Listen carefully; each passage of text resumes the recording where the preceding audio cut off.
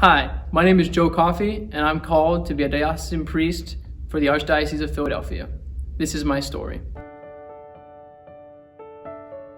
I grew up in a large Catholic family, 7 brothers and sisters, and my parents were always strong examples of faith in my life. I was always extremely extroverted with a lot of friends, and we loved to discuss the church and whether or not it was something that we believed for ourselves. In college is where I really started to live a double life between the sin that had entered into my life and my attempts to still and try and stay true to the faith that my parents had instilled in me. This dichotomy continued until I went on a study abroad trip to Israel for a semester. And that was the first time I started to realize that there was another way, that I didn't have to continue the life I had been living. God knew that that would be a change in my life at that point.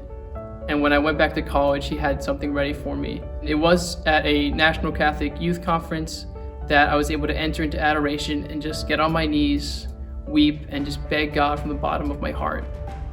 That was really the first moment where my life truly turned. Leaving college, I realized that to grow in faith, I really need to surround myself with a Catholic community. It was there that I started to blossom into my faith. I was able to see the beauty of the church and live it for myself. It was at that time that I was working a regular job, and I just realized that I felt there was something I was called to do. There was something in my life I wasn't doing. I realized that it might be a vocation, and that was something I had to consider seriously.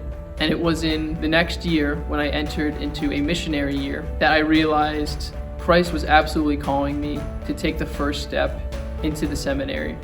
The final tipping point for my vocation came at a come and see retreat for the Archdiocese of Philadelphia. It was actually on the last day. I was at morning prayer. All the seminarians had returned from a brief break, and they were singing morning prayer in a choir-style seating where they were singing back and forth to each other to represent that we are always meant to proclaim and receive the gospel at all times.